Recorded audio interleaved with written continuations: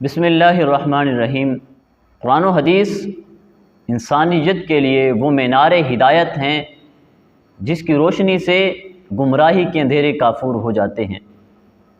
اور مسلمان اس بات پر فخر کر سکتے ہیں کہ قرآن مجید میں کوئی ادنا سی تحریف بھی نہیں ہو سکتی، کیونکہ اس کی حفاظت کا ذمہ خود اللہ رب العزت نے اپنے اوپر لیا ہے۔ خالق کائنات ارشاد فرماتا ہے اِنَّا نَحْنُ نَزَّلْنَا الذِّكْرَ وَإِنَّا لَهُ لَحَافِظُونَ، کہ ہم نے قرآن مجید کو نازل کیا اور اس کی حفاظت کرنا بھی ہمارے ذمے ہے۔ لیکن یہ حفاظت کی الہامی بشارت حدیث مبارکہ کے بارے میں موجود نہیں ہے، اس لیے اس میں تبدیلی اور کذب بیانی کا امکان تھا۔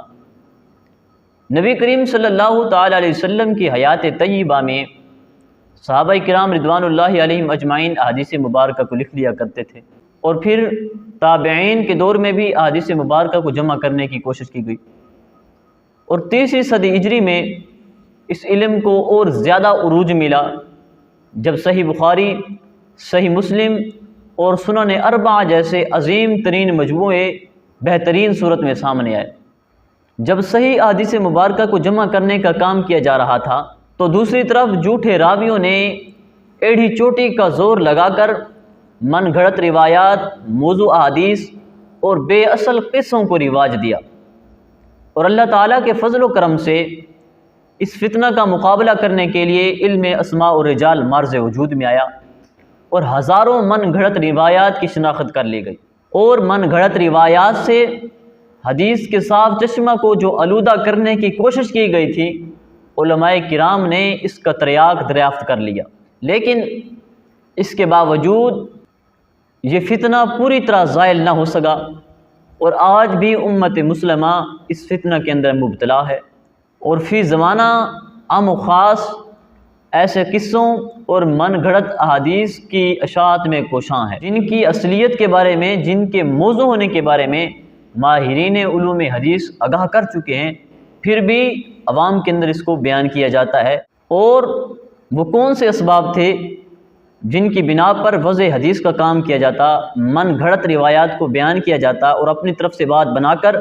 نبی کریم علیہ الصلوۃ والسلام کی طرف منسوب کر دی جاتی تھی؟ اس کے بڑے بڑے اسباب یہ ہیں۔ پہلا سبب یہ ہے ابن سبا اور اس کے پیروکار۔ ابن سبا یہ یہودی تھا، بظاہر اس نے کلمہ پڑھ لیا، لیکن حقیقت کے اندر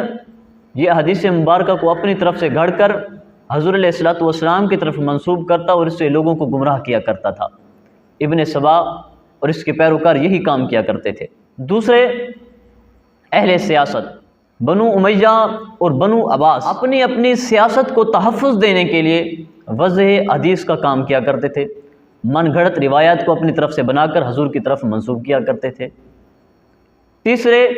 اہل زنادقہ، زندیق، بے دین، ملحدین، انسانوں کو گمراہ کرنے کے لیے، اسلام سے متنفر کرنے کے لیے وضع حدیث کا کام کیا کرتے تھے۔ اور چوتھے نمبر پر فرقہ کرامیہ، جو ترغیب و ترہیب کے لیے احادیث کو وضع کرنے کو جائز سمجھتا تھا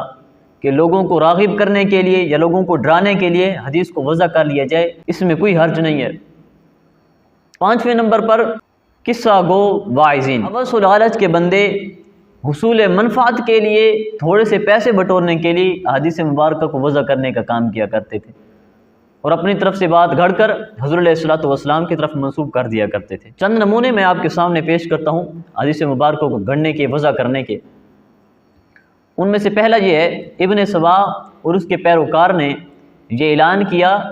کہ ہر نبی کا کوئی نہ کوئی وصی ہوتا ہے، اور حضرت علی رضی اللہ تعالیٰ عنہ حضور علیہ الصلوۃ والسلام کے وصی ہیں۔ اور دوسری انہوں نے یہ بات گھڑی کہ معاذ اللہ حضرت علی رضی اللہ تعالیٰ عنہ خدا ہیں، اور العیاذ باللہ ان میں الوہیت پائی جاتی ہے۔ اسی طرح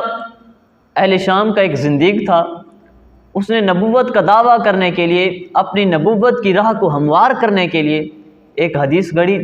کہ انا خاتم النبیین لا نبی بعدی الا ان یشاء اللہ، کہ حضور نے فرمایا کہ میں خاتم النبیین ہوں، میرے بعد کوئی نبی نہیں آ سکتا مگر جسے اللہ چاہے وہ آ بھی سکتا ہے۔ اور اس نے یہ حدیث گھڑ کر حضور علیہ الصلوۃ والسلام کی طرف منسوب کر دی،